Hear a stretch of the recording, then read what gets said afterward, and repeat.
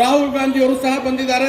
ಮಲ್ಲಿಕಾರ್ಜುನ್ ಖರ್ಗೆ ಅವರು, ನಮ್ಮ ರಾಜ್ಯದ ಮುಖ್ಯಮಂತ್ರಿಗಳಾದ ಸಿದ್ದರಾಮಯ್ಯ ಅವರು ಎಲ್ಲರೂ ಬಂದಿದ್ದಾರೆ. ಇಂಥ ಒಂದು ಸಂದರ್ಭದಲ್ಲಿ ಈ ದೊಡ್ಡ ಬೃಹತ್ ಒಂದು ಸಮಾವೇಶ ಇಲ್ಲಿ ನಡೀತಾ ಇದೆ.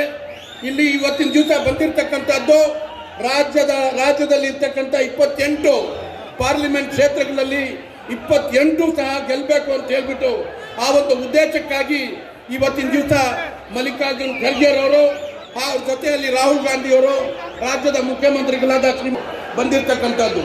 ಇವತ್ತು ಇಡೀ ದೇಶದಲ್ಲಿ ನಡೀತಾ ಇರ್ತಕ್ಕಂಥದ್ದು, ಒಂದ್ ಕಡೆ ಭ್ರಷ್ಟಾಚಾರ ಮಾಡಿರ್ತಕ್ಕಂಥ ಆಗಿರ್ಬೋದು, ಲಲಿತ್ ಮೋದಿ ಆಗಿರ್ಬೋದು, ವಿಜಯ್ ಮಲ್ಯ ಅವರಾಗಿರ್ಬೋದು, ಅವ್ರಿಗೆಲ್ಲ ವರ್ಗ ದೇಶಕ್ಕೆ ಕಳಿಸ್ಲಿಕ್ಕೆ ಅವಕಾಶ ಮಾಡಿಕೊಡ್ತಾರೆ.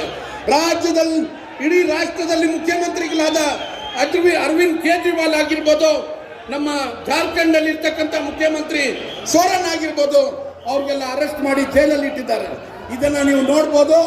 ಯಾವ ರೀತಿ ರಾಷ್ಟ್ರದಲ್ಲಿ ಅಧಿಕಾರವನ್ನು ನಡೆಸ್ತಿದ್ದಾರೆ. ಒಂದು ಡಿಕ್ಟೇಟರ್ ಆಗಿ ಹಿಟ್ಲರ್ ತರ ಇವತ್ತಿನ ದಿವಸ ಮೋದಿಯವರವರ ಅಧಿಕಾರವನ್ನು ನಡೆಸ್ತಾ ಇರೋದು.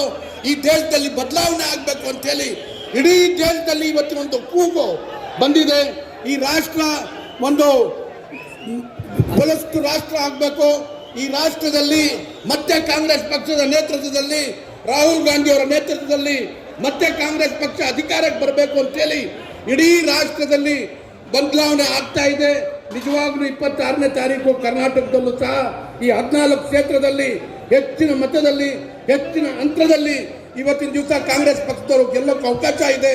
ನೀವೆಲ್ಲ ಕೇವಲ ಕೋಲಾರ ಮಾತ್ರ ಅಲ್ಲ, ಚಿಕ್ಕಬಳ್ಳಾಪುರ ಆಗ್ಬೋದು, ಹೊಸಕೋಟೆ ಆಗ್ಬೋದು, ಎಲ್ಲ ಬೆಂಗಳೂರು ಆಗ್ಬೋದು, ನಿಮ್ಮ ನೆಂಟರಾಗಿರ್ಬೋದು, ನಿಮ್ಮ ಸ್ನೇಹಿತರುಗಳಾಗಿರ್ಬೋದು, ಪ್ರತಿಯೊಬ್ಬರಿಗೂ ನೀವು ಮಾತನಾಡಿ ಕಾಂಗ್ರೆಸ್ ಪಕ್ಷದ ಪರವಾಗಿ ವೋಟ್ ಹಾಕಲಿಕ್ಕೆ ಅವಕಾಶ ಮಾಡಿಕೊಡ್ಬೇಕು ಅಂತೇಳಿ ಮಾತನಾಡೋದಕ್ಕೆ ಅವಕಾಶ ಮಾಡಿಕೊಟ್ಟಿದ್ದಕ್ಕಾಗಿ ತಮ್ಮೆಲ್ಲರಿಗೂ ಈಗಾಗಲೇ ರಾಹುಲ್ ಗಾಂಧಿ ಅವರು ಬಂದಿದ್ದಾರೆ ಸ್ಟೇಜಲ್ಲಿ.